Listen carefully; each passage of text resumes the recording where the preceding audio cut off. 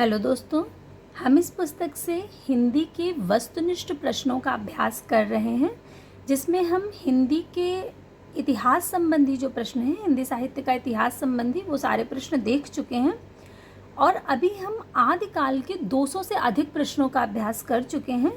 तो जहाँ तक हम प्रश्न देख चुके हैं उसके आगे प्रश्नों की शुरुआत करते हैं।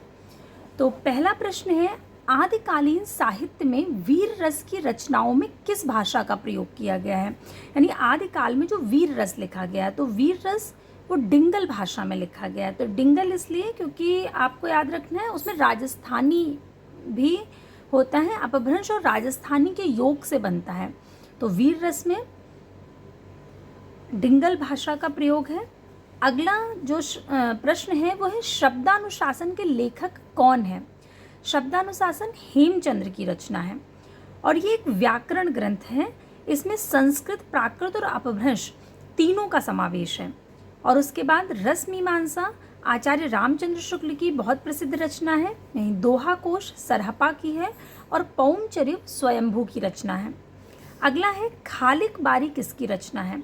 तो खालिक बारी ये अमीर खुसरो की रचना है। अमीर खुसरो, जिनके विषय में हम बहुत पढ़ चुके हैं कि अमीर खुसरो जिनका वास्तविक नाम अबुल हसन है और ये निजामुद्दीन औलिया के शिष्य हैं। अमीर खुसरो को खड़ी बोली के आदि कवि तथा प्रथम कवि के रूप में भी जाना जाता है और अमीर खुसरो को कवियों में राजकुमार की संज्ञा भी दी गई है। अमीर खुसरो का जो समय है वो 1253 से 1325 है। अगला है, अपभ्रंश को पुरानी हिंदी किसने कहा है। ग्रियर्सन ने, श्याम सुंदर दास ने, चंद्रधर शर्मा गुलेरी ने या भारतेंदु हरिश्चंद्र ने। तो चंद्रधर शर्मा गुलेरी बिल्कुल सही है। अगला है, इनमें कौन सा युग्म संगत है। बीसल देव रासो नरपति नालिका, खुमान रासो जगनिक का। तो गलत है, बीसल देव रासो नरपति नालिका बिल्कुल सही है। खुमान रासो जगनिक का नहीं है। विजयपाल रासो चंद्रबरदाई का नहीं है, चंद्रबरदाई पृथ्वीराज रासो। परमाल रासो दलपति विजय का नहीं है, परमाल रासो जगनिक का है। तो जो विकल्प ए है वो बिल्कुल सही होगा। अगला है, राउर वेल किसकी रचना है। अब राउर वेल चंद्रबरदाई, दामोदर शर्मा, रोडा कवि है, स्वयंभू की है। तो रोडा कवि की है राउर वेल।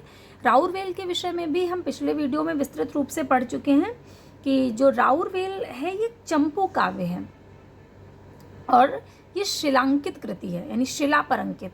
चंपू काव्य वो जो गद्य और पद्य मिश्रित होता है और शिलांकित जो शिला पर अंकित है। तो ये राउरवेल की कुछ विशेषताएं हैं और इसकी एक विशेषता कि ये नक्शिक वर्णन जो है ये हमें सबसे पहले राउरवेल से ही मिलता है। यानी नक्शिक वर्णन की अगर परंपरा हम देखें कहाँ से आरंभ होती है तो राउरवेल से ही आरंभ होती है।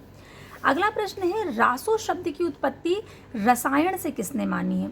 जो रासो शब्द है इसको अलग अलग विद्वान इस शब्द की उत्पत्ति अलग अलग शब्द से मानते हैं। तो रसायन से मानने वाले आचार्य रामचंद्र शुक्ल जी हैं। वहीं गारसा दत्तासी का मत था कि इसकी रासो शब्द की उत्पत्ति राजसूय शब्द से हुई है। हरप्रसाद शास्त्री मानते थे कि राजयश से हुई है। नरोत्तम स्वामी कहते थे कि रासक से हुई है और नंदुलारे वाजपेयी ने इस शब्द की उत्पत्ति रास से मानी है। अगला है, आदिकालीन रचनाओं का सही अनुक्रम कौन सा है। यानी आदिकाल की रचनाएं दी हैं और उन्हें उनके समय के अनुसार जो अनुक्रम है उसमें कौन सा सही है। तो सबसे पहले भरतेश्वर बाहुबली रास जो कि शालिभद्र सूरी की रचना है, ये 1184 ईस्वी की है। स्थूलिभद्र रास जिन धर्म सूरी की है जो कि 1209 की है। नेमिनाथ रास सुमतिगढ़ की है जो कि 1213 की है और संगीत रत्नाकर 13वीं शताब्दी का है, शारंग देव का। तो विकल्प ए बिल्कुल सही होगा। अगला है, पौमचरिव किसकी रचना है। तो पौमचरिव स्वयंभू की रचना है। पौमचरिव, रिट्ठल नेमचरिव, स्वयंभू छंद ये स्वयंभू की रचनाएं हैं और ये अपभ्रंश के कवि माने जाते हैं। स्वयंभू को अपभ्रंश का वाल्मीकि भी कहा जाता है। अब्दुल रहमान द्वारा रचित एक मात्र ग्रंथ संदेश रासक है और जिसका रचना काल 12वीं सदी का उत्तरार्ध या 13वीं शताब्दी का पूर्वार्ध माना जाता है। हिंदी में लिखा जाने वाला यह पहला धर्मेतर रास ग्रंथ है। अब्दुल रहमान का जो संदेश रासक है ये पहला ऐसा ग्रंथ है जो धर्म से इतर, धर्मेतर मतलब धर्म से इतर लिखा गया हो हिंदी भाषा में। तो ये भी इसकी एक खास विशेषता है और ये पूछा जाता है संदेश रासक क्या है, तो आपको याद रखना है कि संदेश रासक जो है वो खंड काव्य है और इसमें ये एक विरह वर्णन है, विक्रमपुर की वियोगिनी का विरह वर्णन है और ये किसी मुसलमान द्वारा हिंदी में लिखा जाने वाला भी पहला ग्रंथ है। तो ये संदेश रासक की इतनी सारी विशेषताएं हैं जो आपको याद रखना है, एक इससे कई सारे प्रश्न बनते हैं। चंद बरदाई द्वारा लिखित एकमात्र रासो काव्य पृथ्वीराज रासो है। पृथ्वीराज रासो में 68 छंदों का प्रयोग किया गया है और इसमें 69 समय है।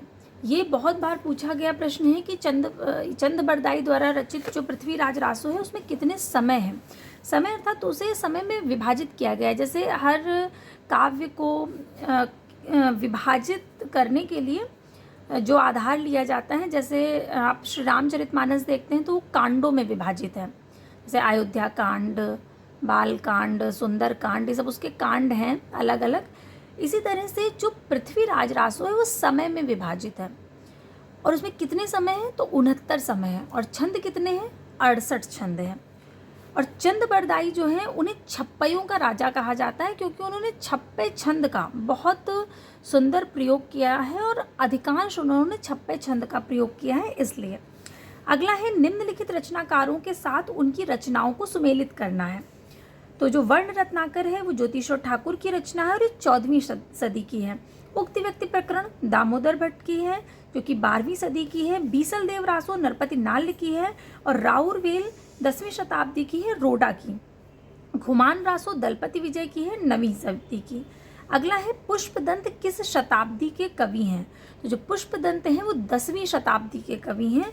ये याद रखना है, ये भी बहुत महत्वपूर्ण प्रश्न है और इनकी रचनाएं महापुराण, जसहर चरिव, ड़य कुमार चरिव इत्यादि हैं। और पुष्पदंत ने स्वयं को अभिमान मेरु, काव्य रत्नाकर, कविकुल तिलक आदि उपाधियों से विभूषित किया है। जैसे विद्यापति के विषय में हमने पढ़ा था कि विद्यापति को बहुत सारी उपाधियां मिली थी, जैसे अभिनव जयदेव, दशावधान, कविकंठहार, खेलन कवि, ये सब विद्यापति की उपाधियां थी। लेकिन विद्यापति को उपाधियां दी गई थी, यानी किसी के द्वारा उन्हें उस उपाधि से विभूषित किया गया था। लेकिन जो पुष्पदंत हैं उन्हें किसी के द्वारा उपाधि नहीं दी गई है, उन्होंने खुद को उपाधियां दी हैं। ये बहुत महत्वपूर्ण है। अगर पूछा जाए कि ऐसा कौन सा कवि रहा जिसने, कवि या लेखक रहा जिसने खुद को उपाधियों से विभूषित किया, तो वो पुष्पदंत हैं। तो आप ऐसे याद रख सकते हैं कि पुष्प है, पुष्प को कोई क्या उपाधि देगा, पुष्प खुद में इतना लाजवाब है तो पुष्प ने खुद को ही उपाधि दे ली। तो आप ऐसे याद रख सकते हो। तो पुष्पदंत वो कवि हैं। अगला है दोहा कोश किसकी रचना है, तो दोहा कोश जो है वो सरहपा की रचना है, बहुत प्रसिद्ध उनकी रचना है दोहा कोश।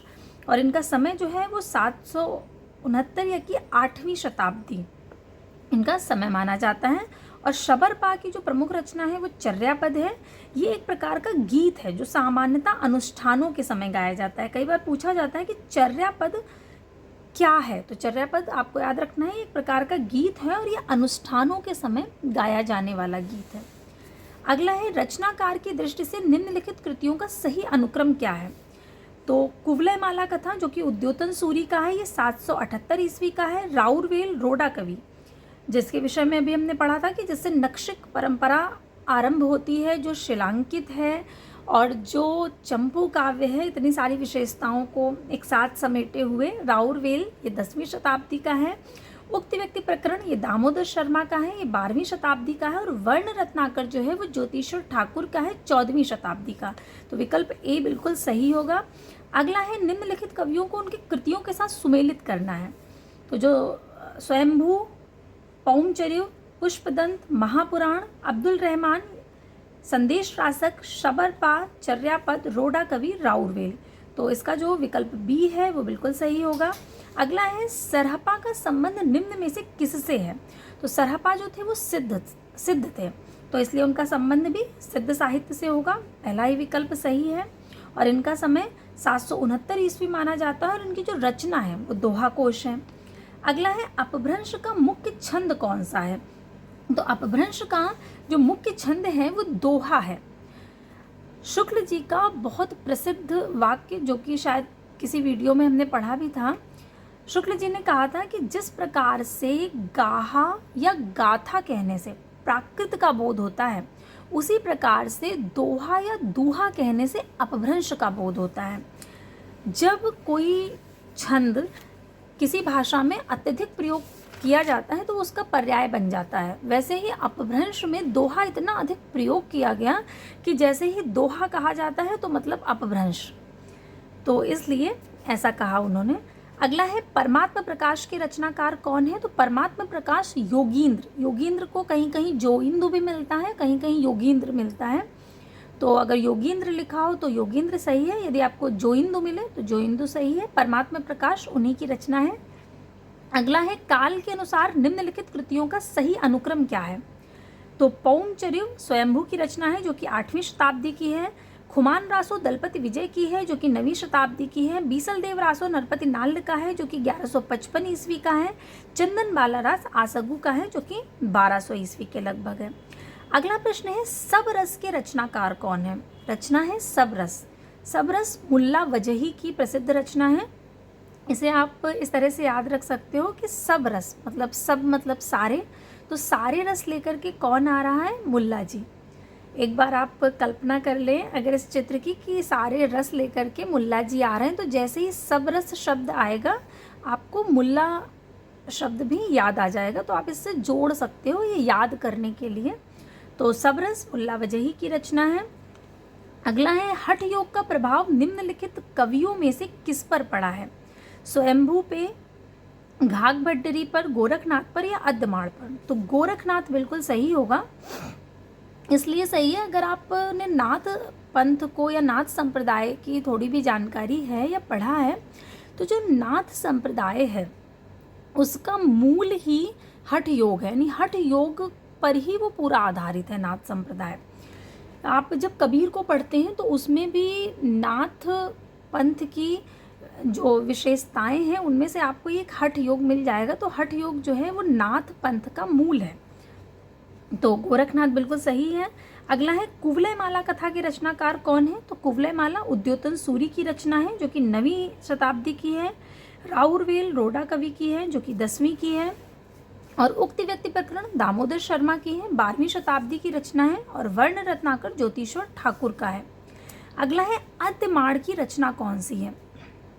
तो संदेश रासक अब्दुल रहमान का है। अभी हमने पढ़ा था कि ये पहला मुस्लिम द्वारा लिखा धर्मेतर और हिंदी में पहला लिखा गया ये काव्य है और ये खंड काव्य है। अगला है 8वीं शताब्दी के कवि नहीं हैं, सरहपा, शबरपा, हेमचंद्र या स्वयंभू? तो हेमचंद्र 8वीं शताब्दी के नहीं हैं। दोहा कोश सरहपा की रचना है। शब्दानुशासन हेमचंद्र का है। चर्यापद शबरपा का है और पौंचर्य स्वयंभू का है। अगला है पुष्पदंत की प्रबंध रचना है। तो पुष्पदंत की प्रबंध रचना है ऋय कुमारचर्य। अगला है मैथिली हिंदी में रचित गद्य की पहली पुस्तक कौन है? तो मैथिली हिंदी में रचित गद्य की पहली पुस्तक वर्ण रत्नाकर है। और ये जो वर्ण रत्नाकर है ये एक शब्दकोश है। आप इसको ऐसे याद रख सकते हो, अगर आप इस शब्द का अर्थ निकालो वर्ण रत्नाकर, तो वर्ण मतलब हो गया अक्षर, जैसे क ख ग घ, ये सब वर्ण हो गए। और रत्नाकर मतलब समुद्र या सागर, तो वर्णों का सागर है। और वर्णों का सागर शब्दकोश में ही वर्ण के अनुसार सब दिया होता है। तो इससे आपको याद रहेगा कि एक शब्दकोश है और शब्द हमारे जीवन में क्या लाते हैं? ज्योति लाते हैं। और तो किसने लिखी है? ज्योतिश्वर ठाकुर ने। इस तरह से आप याद रख सकते हो। अगला है रचना काल की दृष्टि से निम्नलिखित कृतियों का सही अनुक्रम क्या है? तो दोहा कोश, शावकाचार, फिर संदेश रासक और फिर कीर्तिलता। क्योंकि दोहा कोश 8वीं शताब्दी में सरहपा का है। शावकाचार जो कि देवसेन का है 933 ईस्वी के लगभग। और संदेश रासक अब्दुल रहमान का है जो 12वीं-13वीं शताब्दी के आसपास है। और कीर्तिलता विद्यापति का जो 1323 ईस्वी में है। विद्यापति जिन्हें मैथिल कोकिल के नाम से भी जाना जाता है, और मैथिल कोकिल उनकी रचना जो पदावली है उसके कारण उन्हें मैथिल कोकिल के नाम से जाना जाता है। अगला है निम्नलिखित रचनाओं को उनके रचनाकारों के साथ सुमेलित करना है। कुमारपाल प्रतिबोध सोम प्रभु सूरी का है। प्रबंध चिंतामणि मेरुतुंग का है। हमने इस तरह से याद किया था कि किसी तुंग स्थान पर हमें जाना है तो पहले से प्रबंध करके रखना होगा। तो मेरुतुंग प्रबंध चिंतामणि का है, कुमारपाल चरित हेमचंद्र का है, और हमीर रासो का शांगधर, परमाल रासो जगनिक। परमाल रासो यानी आलखंड, या जिसे हम आल्हा के नाम से जानते हैं, और जो वर्षा ऋतु में गाया जाता है। अगला है निम्नलिखित रचनाओं को उनके रचनाकारों के साथ सुमेलित करना है। राठौर जी ख्यात दयाल दास का है, वैराट पुराण गोरखनाथ का है, उत्तर पुराण पुष्पदंत का है, और उपदेश रसायन राज जिनदत्त सूरी का है। वहीं शांगधर पद्धति शांगधर की है। अगला है सिद्धों की साधना में शून्य का पूरक तत्व क्या है। तो शून्य का पूरक तत्व है ज्ञान। हिंदी साहित्य के आदिकालीन सिद्ध साधक योगियों की काव्य रचनाओं में उल्लिखित शून्य का पूरक जो तत्व है वो ज्ञान था, और वज्रयानियों के अनुसार पानी में नमक मिलने की तरह साधक जो है वो शून्य में विलीन होकर महासुख की दशा को प्राप्त करता है। तो इसके बाद का जो प्रश्न है, निम्नलिखित में से कौन व्याकरण ग्रंथ के रूप में प्रतिष्ठित है। तो जो दामोदर शर्मा का उक्ति व्यक्ति प्रकरण है वो एक व्याकरण ग्रंथ है, हमें याद रखना है। अब आज के लिए इतने ही प्रश्न, इसके आगे के प्रश्नों को हम अगले वीडियो में देखेंगे। तब तक के लिए धन्यवाद।